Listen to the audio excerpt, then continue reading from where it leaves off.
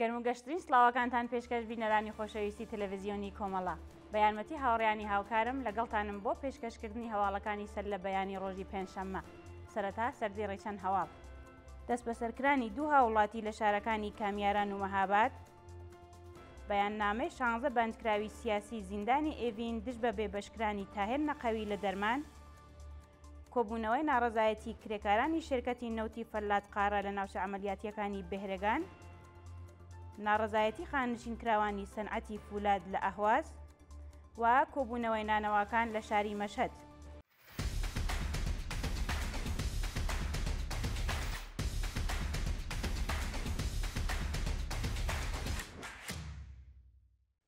دەست بەسەرکرانی دوو هاوڵاتی لە شارەکانی کامیاران و مەهاباد لە ڕۆژی سێشەممە و چوارشەممە 6 و 7 خەزەڵوەری 1404 هەتاوی دوو هاوڵاتی لە شارەکانی مەهاباد و کامیاران لەلایەن هێزەکانی ئیدارەی ئیتلاعاتەوە دەست بەسەر و هێشتا چارەنووسیان دیار نییە. بەپێی راپۆرتی ڕێکخراوەکانی مافی مرۆڤ هاوڵاتیەک بە ناسناوی زیلان کەمانگەر خەڵکی شاری کامیاران بە هێرشی هێزەکانی ئیدارەی ئیتلاعات بۆ سەر ماڵەکەی دەست بەسەر و ڕەوانەی گرتوخانەکانی ئەو ناوەندە لە شاری سنەکراوە. هەروەها ڕۆژی ڕابردوو هاوڵاتیەکی دیکەی خەڵکی شاری مەهاباد بە ناسناوی کێوان سەید ئەحمەدی خەڵکی شاری مەهاباد و دانیشتووی گوندی بەیرەم سەر بە ئەو شارە بەبێ بەڵگەی قەزایی و بە توند و تیژیەوە دەست بەسەر کراوە.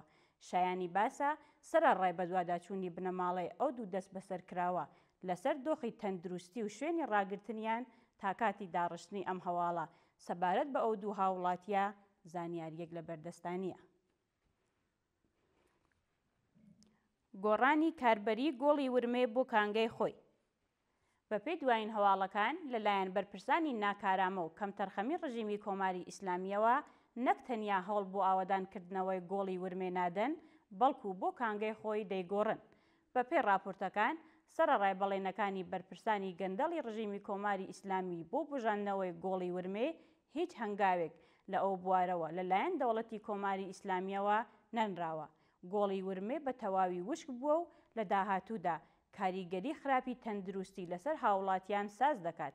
بە وتەی بەرپرسانی ڕژیمی کۆماری ئیسلامی هەنگاوەکانی بژاندنەوەی گۆڵی ورمێ تا ئێستا هیچ ئەنجامێکی نەبووە و ئەو دەریاچەیە ئەگۆڕدرێت بۆ کانگای خۆی.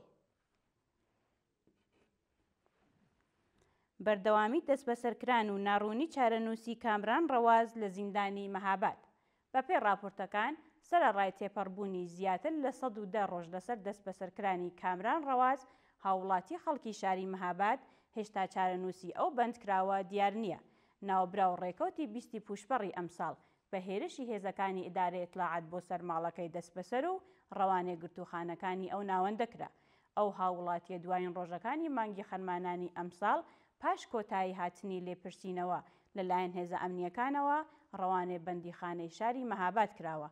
شایانی باسە ئەو بەندکراوە لە کاتی دەست بەسەرکرانی تا ئێستا لە مافی دەستڕاگەیشتن بە پارێزەر و پەیوەندیگرتن لەگەڵ بنەماڵەکەی بێبەش کراوە و بە وتەی سەرچاوەکانی هەواڵ بەهۆی ئەشکەنجە و ئازاری لە گرتوخانەکانی ئیتلاعات دۆخی تەندروستی لە خراپیدایە. بەیاننامەی 16 بەندکراوی سیاسی زیندانی ئێڤین دژ بە بێبەشکرانی تاهێر نەقەوی لە دەرمان ڕۆژی ڕابردوو 16 بەندکراوی سیاسی ڕاگیراو لە زیندانی ئێڤین بە بڵاوکردنەوەی بەیاننامەیەک خوازیاری کۆتایی هاتنی گوشارەکانی بەرپرسان و ناوەندە ئەمنیەکانی ڕژیم لەسەر تاهێر نەقەوی بوون.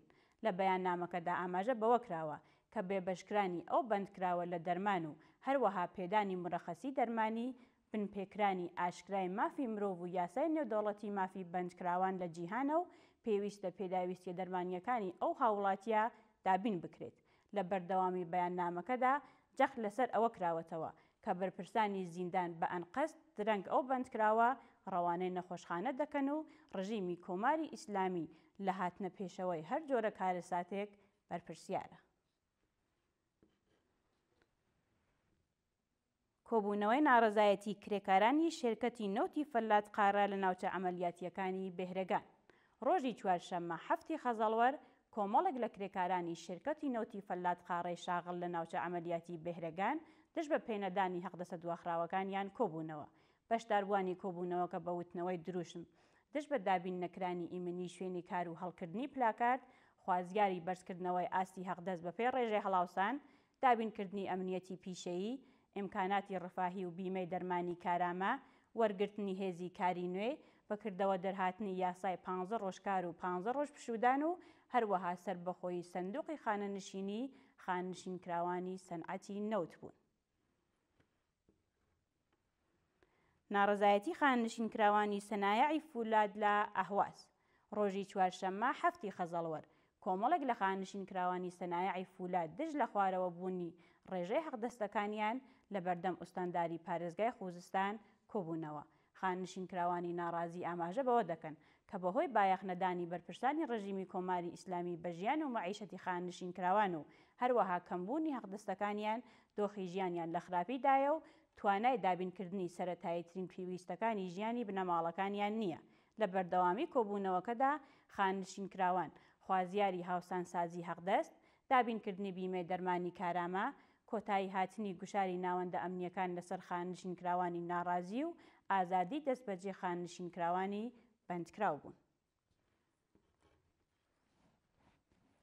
دوایین هەواڵمان سەبارەتە بە کۆبوونەوەی نانەواکان لە شاری مەشهەد. ڕۆژی ڕابردوو کۆمەڵێک لە نانەواکانی شاری مەشهەد دژ بە کەمبوونی داهات و پێنەدانی پشکی ئارد لە بەردەم بینای ناوەندی سامانەی نانینۆ لە ئەو شارە کۆبوونەوە. نانەوایانی ناڕازی ئاماژە بەوە دەکەن کە لەلایەن سامانەی نانینۆ پێشووتر پێیان ڕاگەیەندراوە کە لە 40% پارەی نان لە خەڵک وەرنەگرن، لە بەرامبەردا ئەو بڕە پارەیە لەلایەن دەوڵەتەوە ڕادەستی نانەوایان دەکرێت، بەڵام سەرەڕای بەڵێنەکانی بەرپرسانی ئەو سامانەیە بۆ ماوەی زیاتر لە 5 مانگە پارەکەیان وەرنەگرتووە.